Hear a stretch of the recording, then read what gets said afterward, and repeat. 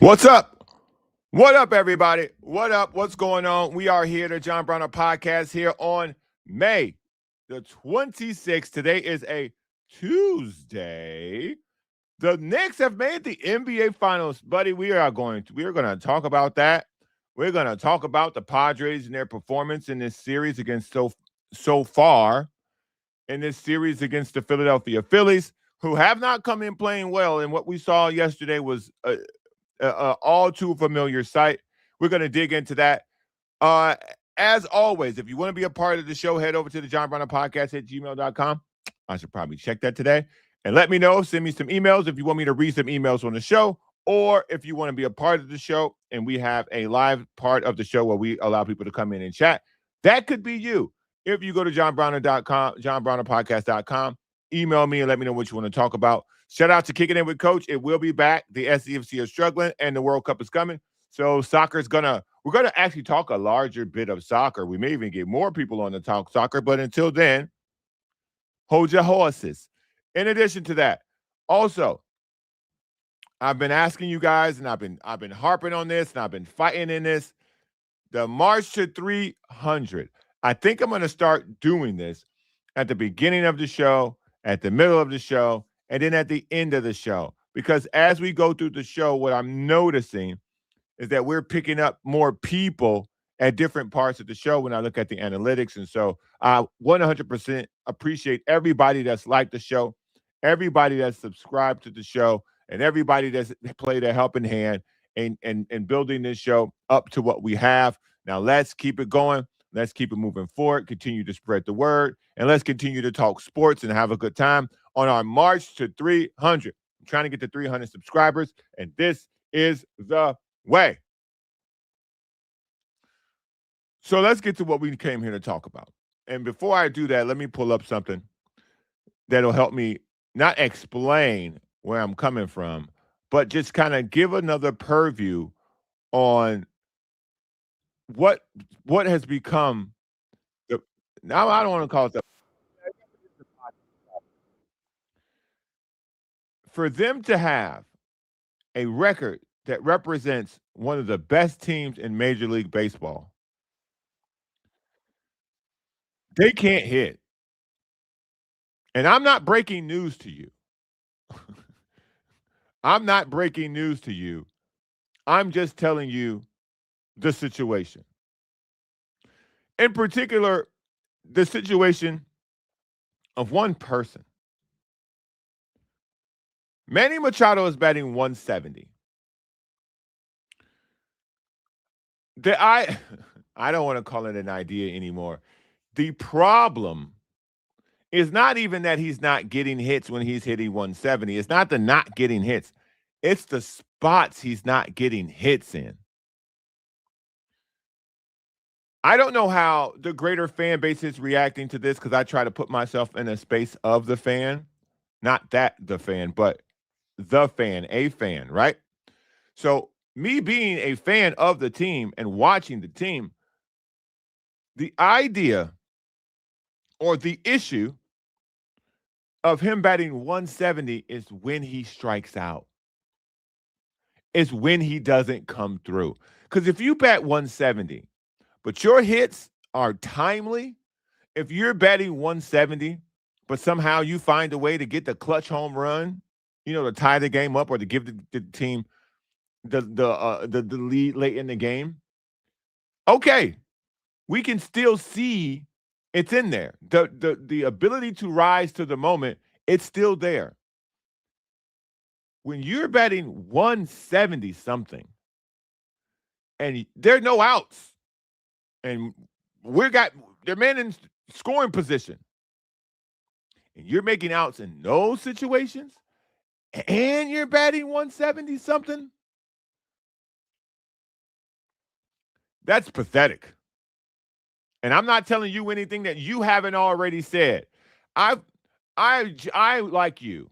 I watch these games, and there are a couple of people who, when they come to the plate, you go, damn. Manny Machado's in that. Manny Machado's there now. For me, and for a lot of people who watch this show, a lot of people have been a part of this show, I can honestly tell you the last 3 years when Xander Bogaerts would come up to bat, a large portion of this show would go, damn. Now, when Jake Cronenworth comes up to bat in any key situation, you at home go, damn. Manny Machado is now in a chrome zone, bruh. And in not a good way. Manny Machado is in a chrome zone. That now when he comes in the game, you go, oh, damn. I hope. With Manny Machado, you've gone from expecting to hoping. That's not where you want to be with a guy making $300 million. You went from expecting him to come through to hoping he comes through. That's a terrible place to be. Because that's untradeable. That contract is untradeable. Look at Dad coming in and contributing to the show. As of the ongoing 2026 season, Manny Machado is still owed $300 million in total cash from the San Diego Padres. That is laughable. That is laughable. I can't argue with him there. That's utterly laughable. You went from expecting him to come through to hoping he doesn't strike out. Do you hear what I'm saying? What you're witnessing is the decline of an athlete. Guys decline in very different ways. You can decline like Tom Brady and LeBron James, where, yeah, you can still see that they don't have the fastball, so to speak, but they got everything else. The thing that you don't need with speed, you make up with this. They got this. They may not have the arms and the legs anymore, but they got this. Or you see the other side of age, which is James Harden. Is Manny Machado James Harden? Is that what this is turning into? I would argue no, because James Harden performs in the regular season. You will never find, I would say, the equivalent of batting 170 for someone in Manny Machado's history and pay range is an NBA all NBA player all of a sudden finding himself scoring 11 points a game, shooting 35% from the field, 25% from three. That would probably be somewhere in the equivalent of from a basketball perspective to a baseball perspective. That's where the numbers would probably wind up. And again, if that person scoring 11 points scored the last basket in a couple of games while he was struggling, you could survive that as a fan. You could stomach that as a fan if they were surviving in that particular pattern and manner. When you're batting 170 and you're striking out or you're grounding out or you're popping out or you're making outs, you're grounding into double plays in key situations where a team that struggles to score and went scoreless yesterday,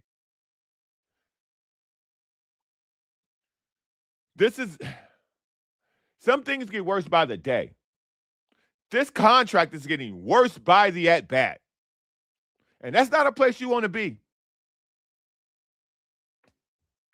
And again, I'm going to continue to support him because at some point I hope he comes out of this. But Manny Machado's never been known for his athleticism. He's known for his great defense and his ability to make plays at third. That's spectacular. But he's never been known for a guy in peak physical shape. You never looked at Manny Machado and went, damn, he cut. You never looked at Manny Machado in a Men's Health magazine and went, this motherfucker got a 10-pack.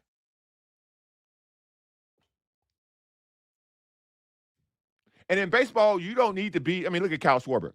You don't need to be some, Adonis. You don't need to be, on the cover of Men's Health, Muscle Today. You don't need to be that guy. It's specifically not in baseball. Short, tall, fat, skinny, hit the ball where they ain't. So, but when you add age into that, fat, skinny, tall, all that, like different body types, that works when you're successful.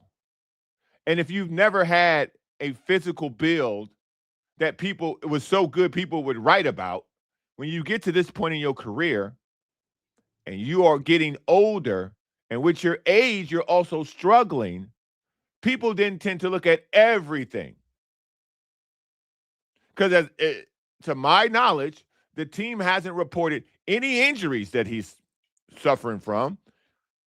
And I don't know if this to be factual, but off the top of my head, I think he's had more days off now at the start of the year than he's ever had without an injury being involved. Because that was one of the things with Craig Stammen. I started to see, like, why are we giving guys days off? The season just started. But that was their plan, to keep guys healthy. As far as I know, as far as I've been told, he's healthy. He's suffering. He's just struggling. He's struggling. And I'm getting, Affy says, let me see. Affy says he's got Manny gets down in training. Okay. I'll take you at your word. I'll take you at your word for it, because I don't know that. I don't know that. I just know when we see guys who are physically put together, they put that on display. I am trying to find answers. I'm trying to find breadcrumbs to help me understand why he's gotten to the 170 level. And again, he usually ends around 270, 280, somewhere in there. At the rate he's going, to reach 280, 270, he's going to have to go on a tear. Like we've never seen him go on a tear before. Now, we've seen Manny Machado get hot, and a Padre fan base, myself included, fell in love with Manny Machado when he carried this team on his back to the playoffs. That happened. That was a thing. Manny Machado won the hearts and minds of Padres fans when he played a part in them beating the Dodgers. Him and Juan Soto. When Tatis was out through suspension, Juan Soto and Manny Machado and Joe Musgrove and the band took the Dodgers out. That's when they won your hearts and minds. At that point, that bought him a lot of runway. That runway's coming to an end now, man. Because you've had back to back, I think, how many backs is that? Back to back. I think that's 3 years ago. They've had playoff appearances 3 years in a row. And now we've come to expect, with this roster, with this payroll, because it still is a high payroll. It's not the Dodgers. It's not the Mets. But it's still respectable when it comes to cutting checks from top to bottom in Major League Baseball. Remember, the Colorado Rockies owner was like, what are they doing? They shouldn't be spending money like this. This is bad. Was he right? Because I'm looking at what he's supposed to be making, and I'm looking at his performance. And people who make that kind of money, they don't perform in the 170s. And I know a lot of big-time guys are not hitting home runs this year. Ronald Acuna Jr. is, I think he's hit 2 home runs this year. But he had an ACL last year. Like, there are guys, I think Vladimir Guerrero Jr., his home runs are down as well. But those guys fall into the Tatis category. Those guys fall into the Tatis category. They don't fall into the category of what's happening with Manny. This is something different. This struggle that he is going through, again, it just magnifies the contract as to where we are right now when he's playing so bad. That contract is looking worse at bat after at bat. You don't want to be in that scenario. At best, you want to have a person look at the totality of your year at the end of the year and go, okay, it wasn't his best year, but high point here, high point here, high point here. Playoff team was in contention. It's not his fault. We need other pieces in other places. When you get to the end of the year, you just want to have it be, it wasn't my fault. I pulled my weight. But it looks like Father Time is on his ass, buddy. It looked like Father Time is on Manny Machado's ass right now, dog. Maybe everything has added up. Because he was always, I think for the last 4 or 5 years, he's had some nagging injury that, to his credit, he fought through. See, I'm not one of these people. I don't kill Manny Machado because he doesn't run out to first base or he's got some kind of quirky personality. I don't care about none of that, dog. Perform. And he has performed. But again, when you get to this point and you're not performing, everything gets looked at. We understand he's getting testy with reporters. I would be too. If I was batting 170 and making $300 million, if I was the face of this franchise, if I was one of the cornerstones of this organization, if I was one of these people who around town, people revered me now because I own a part of the soccer club, I've dedicated what's been my life here professionally to the San Diego community. And now the thing that you come to me for, I'm not providing for you. Yeah, I'd be testy too. Yeah, I'd be pissed off too at reporters. Yeah, I'd be looking for answers myself too. Again, Manny Machado's been great for the San Diego community. Whether it be through donations, whether it be through enriching himself by becoming an owner of the SDFC, partial owner, but nonetheless, it's something we ain't got. We can't say Manny Machado hasn't dove into the community here because he has, whether it be donation-wise or business-wise. We're not knocking him for any of that. We're not knocking him for any of that. But the reason he got all that stuff is baseball. And now he's failing at baseball, which has now people frustrated at a point it's turning into anger. Because if you're watching this and someone's telling you that, they're playing hard or he's playing hard, buddy, that ain't enough. Buddy, that ain't enough. Okay? Guys with low contracts, they play hard and sometimes they don't get results. Yeah, this is when the $300 million matters. This is when the $300 million matters. This is when the 170 combined with the $300 million, this is when it matters because we're not supposed to get that from you. If we were getting 170 from Gavin Sheets, you got to chalk that up.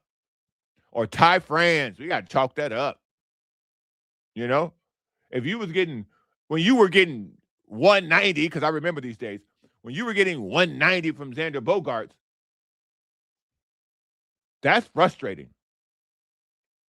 And again, we are at a point with Manny Machado where we are not expecting him to do something. We've turned it into hope.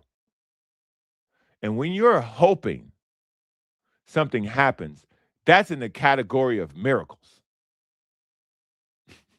Hope and miracle are roommates.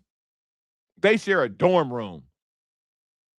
When you're expecting someone to do something, that's a whole different building and a whole different city.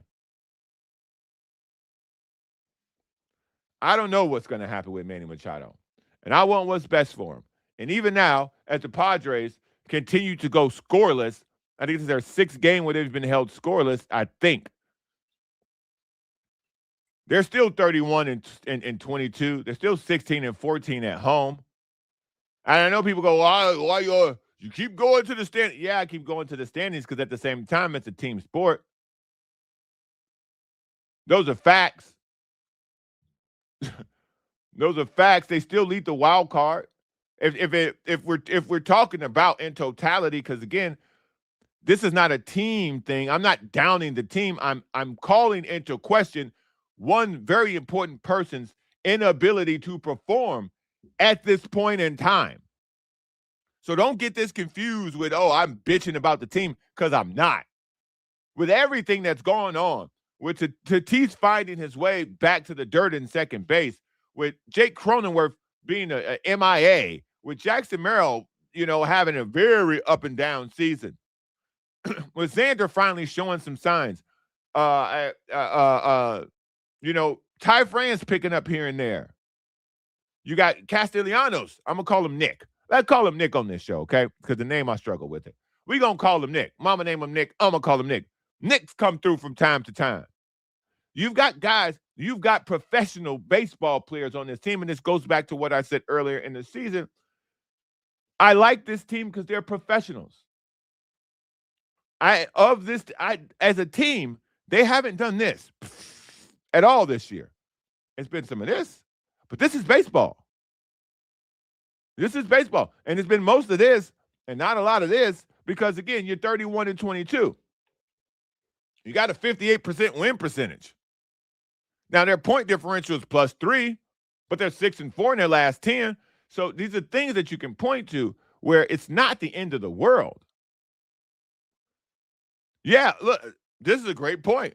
Could be worse. Cubs were hot. Now they're on a losing streak.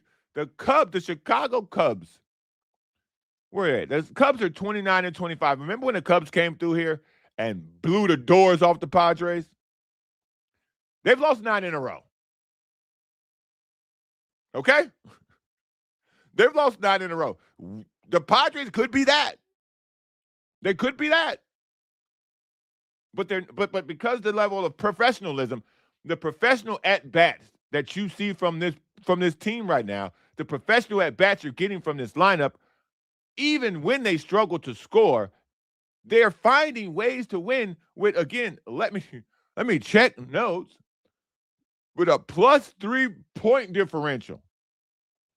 They've scored 3 more runs than their opponents this year. 3. So when they get held scoreless, you don't run the score up on them, which it doesn't matter because a loss is a loss. But, man, it's rough, man. It's rough for Manny Machado right now, dog. It really is. And I don't know what there is. Excuse me. I don't know what's going to happen. I don't know how you're going to break them out of that. I don't know if you can break them out of that. I don't know. I don't know, man. We'll have to see. Let's hit this chat, man. Let's hit this chat. And when I hit this chat, if you're watching on YouTube, hit the like button. If you're watching on X, or if you're watching on YouTube and you haven't subscribed, please do me a favor and subscribe to the show. We're trying to get 300 subscribers so we can modify how the show gets seen by YouTube. So I'd appreciate it if you guys did that. In addition to that, if you're watching on X, do the show a favor and retweet the show. I'm going to do it myself. Do the show a favor and retweet that beast. We'd appreciate it. Don't mind me. I'm just retweeting the show because it helps. What else? Let me see. Okay, yeah. All right. Discard. Yeah, so this is where we're at, man. This is where we're at. We're gonna move on from topics, so let me take this down. So like the show. If you're on X, repost the show. If you're on YouTube, like the show. Also, another way that you can help the show. You see what I wear? Merch, baby. The John Browner Podcast Shop. There's some things on there I think y'all would really like. Don't be scared off by the prices. Buy a cotton tee. Buy a cotton tee. Buy an oversized fleece hoodie. You don't have to buy the thing I'm wearing now. See, the thing I'm wearing now is a big boy. This right here, this is a big boy. I'm wearing the Essential Heavyweight. That's what I'm wearing. So you could get that. Or, you could buy a T-shirt. Anything helps the podcast keep going because it's almost first of the month. And these podcast bills about to be due, boy. John Browner Podcast Shop, johnbrownerpodcastshop.com at Shopify. Or you could just Google the what is it? You can Google, I think, John Brown Podcast Shop. If you Google John Brown Podcast Shop, you'll get it. So let's talk about something else because this is I think I titled this show "This is Getting Ugly." That was in reference to Manny. Something else ugly not almost happened. Some ugly did happen last night too, which what you saw from the Cleveland Cavaliers last night, buddy, that ain't professional basketball. If you've ever been in AAU circles and what you saw from the Cleveland Cavaliers last night, buddy, that is what AAU basketball looks like. That is quitting as quitting can get. That team had so much quit in them, it was impressive. You don't see a team quit like that often in the spot like that. Woo-wee. That was some regular season quit right there. That was some, third game, 4 nights, and the second end of a back-to-back. Oh, right before All-Star break level quit. That was a level of quit where you already got another job level quit. What you saw last night from the Cleveland Cavaliers should end in lots of firings and lots of trades. Because that was gutless. Now, I got to give the New York Knicks credit. You can't quit if somebody don't make you quit. And the Cavs didn't get there by accident. They beat the Pistons. They beat the Pistons and they beat Toronto. So they beat two NFL. They beat two NBA teams to get there. But, buddy, I got to tell you, that's a lot of quit. That's a whole lot of quit. I can't even think of an equivalent. Now, Graham is saying that that's a bad product. Graham says that that's a bad product. And in addition to that, I think he's saying the NHL playoffs are better than the NBA playoffs. I mean, I guess it depends. The NHL playoffs are always great. I can't argue against that. They have a great postseason. The NBA's postseason is driven by the players. I think the NHL postseason is driven by the intensity of the game. They're more fair matched teams, by the way, also in the NHL because of their salary cap than in the NBA. But this was evenly matched. If you ask me who has better players, I would say the Cavs do due to draft position and resume. Because, again, Jalen Brunson wasn't some superstar draft. He wasn't some lottery pick. Cat was a lottery pick. OG Anunoby was a late lottery pick. Mikal Bridges was a late lottery pick. I think Josh Hart was either late first round or second round pick. Cleveland Cavaliers, Donovan Mitchell was a lottery pick. Evan Mobley was a top 4 pick. Jared Allen was a lottery pick, if I remember correctly, late lottery. James Harden was a lottery pick. And former MVP, former scoring champ. Like, this is if you look at these rosters, I wouldn't say the Knicks had a better bench. Their bench just performed better.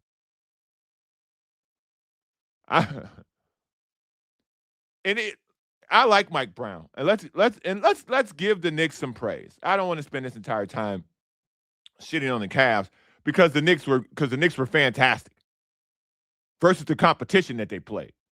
The Knicks bench was unbelievable. The Knicks starters were great. Even at the end of this series, Jalen Brunson pretty much was resting out there. I thought Cat played well. I thought OG played well. Mikal Bridges found his way. Josh Hart was making threes in this series. Like I already talked about, you had Deuce McBride come in. You had Jose Alvarado come in.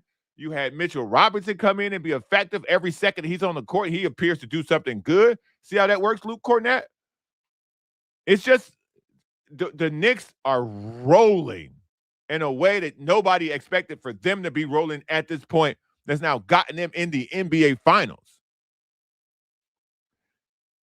But if you're asking for my honest opinion, as good as the Knicks were, the Cavs were equally as bad.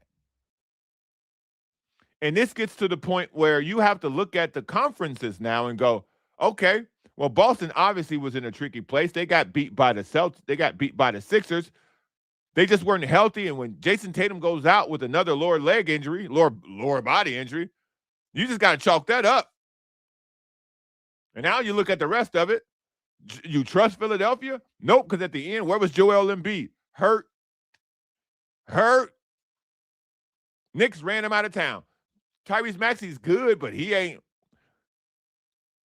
What are we doing with that? Paul George got popped for steroids. That's over. So that team, the higher paid payroll players on that team stunk ass. So we're giving the Knicks credit for what they did, because give credit where credit is due. You beat some teams to get to the finals, but the effort the Cleveland Cavaliers gave on defense. If you know basketball, maybe you don't, but there's a thing called rotation, okay? Ball rotation means defensive rotations. All you had to do against the Cavs is rotate the ball twice around the perimeter, twice around the court, and their defense tapped out and you could get a three. 2 ball rotations. Somewhere there's a wide open three. Or a cut to the basket. Because when they went to the zone, this is why Kenny Atkinson is fired, because he said a lot of really dumb stuff. Like, I need to save my... Kenny Atkinson may have had the worst playoff in the history of an NBA coach. Kenny Atkinson blew game 1 and a 20-point plus lead with 7 minutes left because he didn't want to call his timeouts, because I quote, "I like to keep my timeouts." Okay, I guess you get a coupon to Chick-fil-A or something if you got a timeout at the end of the game.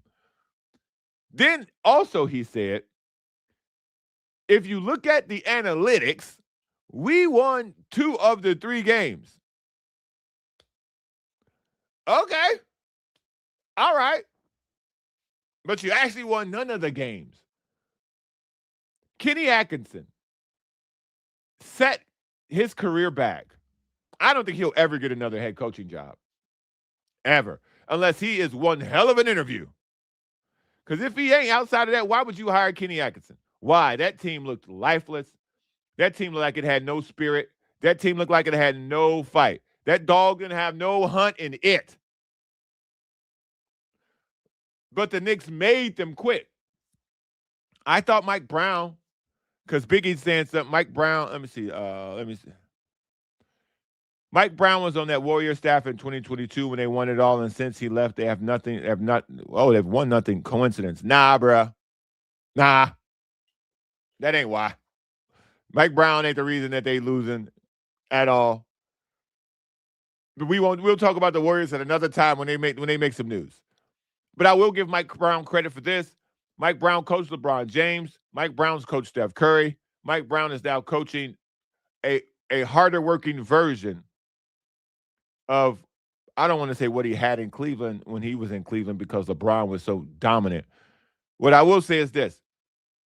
What you're watching Mike Brown do is coach in a way that Tom Thibodeau didn't, and this is why they fired him. What you're watching Mike Brown do is look and go, okay, what's our best option? Do that. Because a lot of times coaches and their philosophy get in the way. Coaches and what they think they should be doing, because this is how I think the game should be played, versus, all right, man, this isn't that hard. James Harden can't guard anybody. Whenever you get the ball, whether you be Josh Hart, Karl Anthony Towns, Mikal Bridges, OG Anunoby, hell, Mitchell Robinson, if you get the ball and you're not in a catch and shoot position and you look up and you see James Harden, go to the basket. I think that's what the meetings were. I honestly believe. I think that's what their coaching meetings were. I think the Knicks coaching meetings were, okay, swing the ball around till you find James Harden guarding you. When you do, go to the basket. When you do that, somebody will help him. You pass off 2 rotations, open 3. I'm telling you because I watched all 4 games, and I consider myself smart enough to understand how to dissect the basketball play. I played for 25 years. I'm telling you, the New York Knicks plan was find James Harden, penetrate that, and score off of that. It was, and when they went to the zone, again, hats off to Kenny Atkinson for getting himself fired. You have to be good on defense to go to a zone. You have to communicate on defense to go to a zone. You have to be in sync on defense to go to a zone. A bad defensive team, by the way, with a defensive player of the year candidate on it, which again blows my mind. A team that bad on defense cannot play zone. You cannot hide James Harden like that. He got too much quit in him, dog. But bravo to the Knicks. Bravo to Mike Brown. Bravo to every person who got the ball, saw James Harden, and went, game plan. Game plan. And again, another reason why Kenny Atkinson is fired, sometimes you got to look at your roster and go, hey, man, James ain't cutting it. James ain't cutting it. You got to sit down. We got to see if we can find something else. All right, Donovan Mitchell, Evan Mobley, it's on y'all, because now everybody else play defense. Jared Allen play defense. Max Strus play defense. Dennis Schroeder until he got sick. You playing defense now. Y'all, we got to get stops.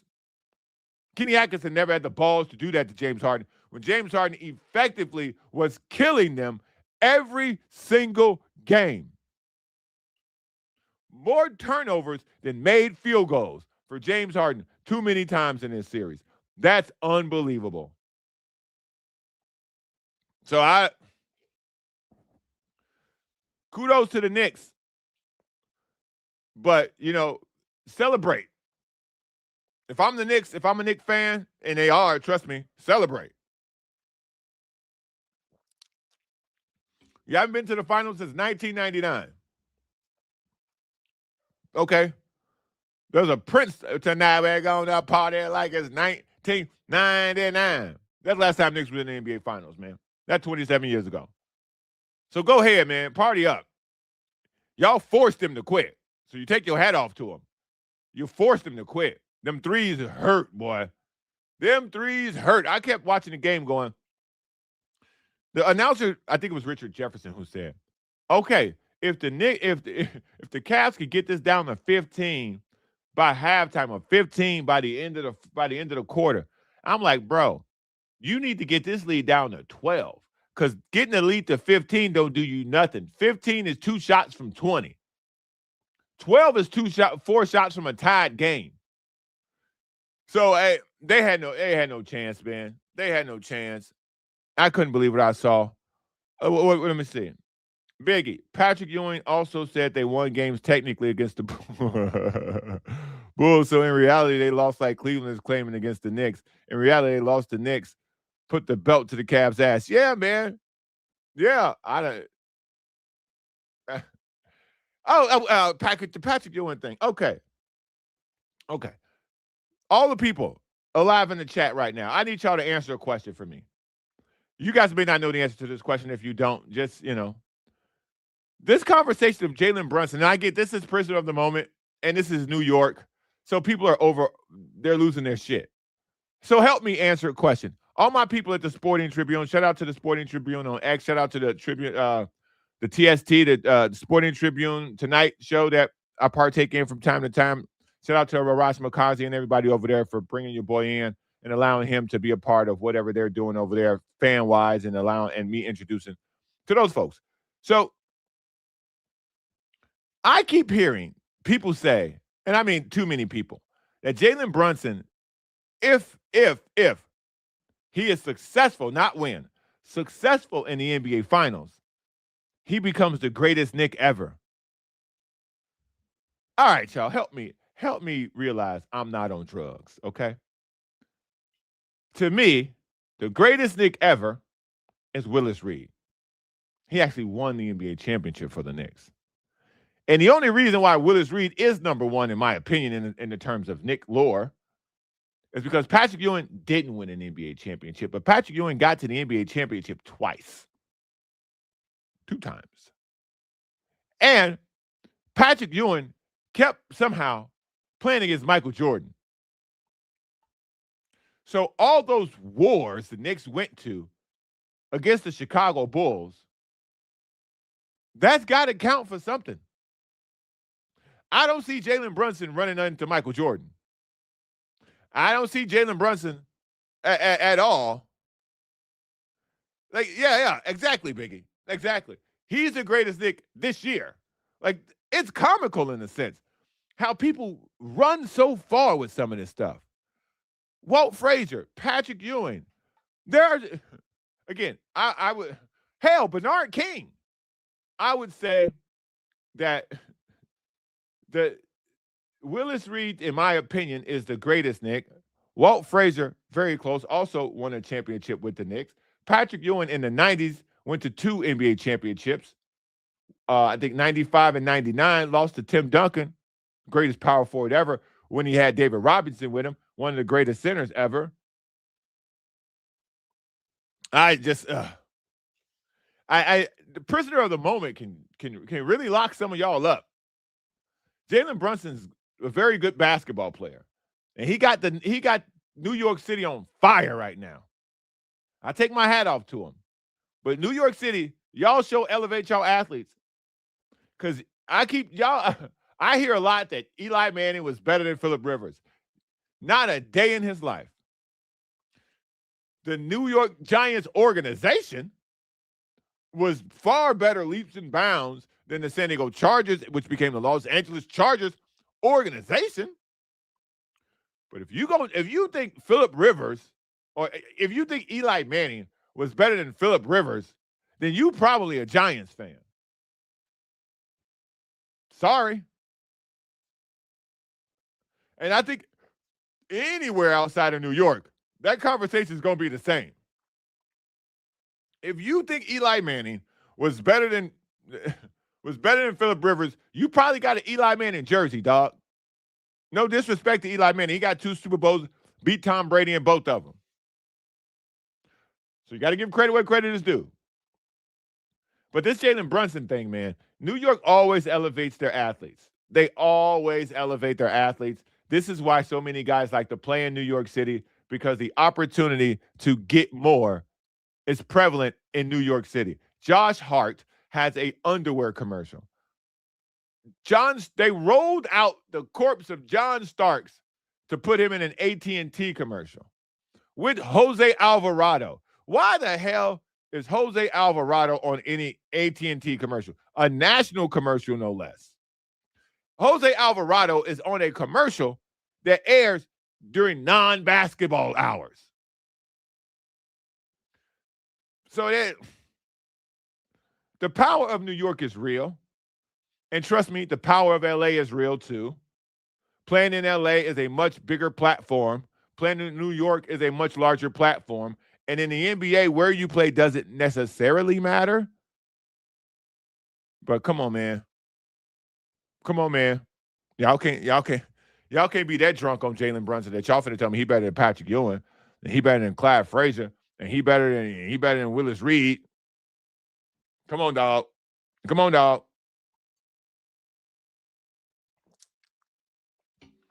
Allen Houston was a beast. Okay. Don't have me going down and start calling out nicknames. Don't have me do that. Well, yeah, he better than Melo. Come on now, let's not get crazy. Let's not get crazy. I love Carmelo Anthony. So this what comments. Maryland said he better than Melo. That's where that came from. If you listen to the podcast, shout out to all the people who download the podcast. Man, the podcast numbers are doing really well. I really appreciate that. Yeah, man. We can take this down now. I think we've exhausted this conversation. Yikes. Just ugly. It was an ugly night for the Cavs, and it'll probably be a very ugly offseason for the Cavs. It was an ugly night, ugly day, ugly afternoon, I guess is more likely called for Manny Machado. But the beauty in baseball, man, is that you can rebound. Manny Machado could come back today and go 4 for 4. It ain't going to happen, but he could. And oftentimes, whenever I down somebody, whenever I go after somebody, they do well. They do well. So let's see, man. Let's see. Let's see how it goes. 6:04 tonight. I'm sorry, 640 tonight. Aaron Nola against Randy Vasquez. Randy Vasquez, 5-2, 2.96 ERA. I'm not going to do all those other silly numbers. He's given up 5 home runs, 45 strikeouts to 16 walks. That's pretty good. Both these guys have pitched 50 to 54 innings. I like Aaron Nola. Aaron Nola had a great career. He's kind of come to an end. Aaron Nola's ERA is 6.04. Let me try that again. Aaron Nola's ERA is 6.04. Shout out to Fernando Tatis Jr. for having the highest batting average on the team. Second base can do you wonders. Being in the dirt has done that young man wonders. That's all I'll say about that. All right, man. I love y'all. Again, if you subscribe to the show, thank you. If you subscribe to the show, thank you. If you don't subscribe to the show, please do. Like the show if you're on YouTube. In the future, retweet the show on X. Helps the numbers and helps the show get into the stream. Until then, man, y'all take care of yourself, man. Be safe out there. And I'll holler at y'all tomorrow. Godspeed.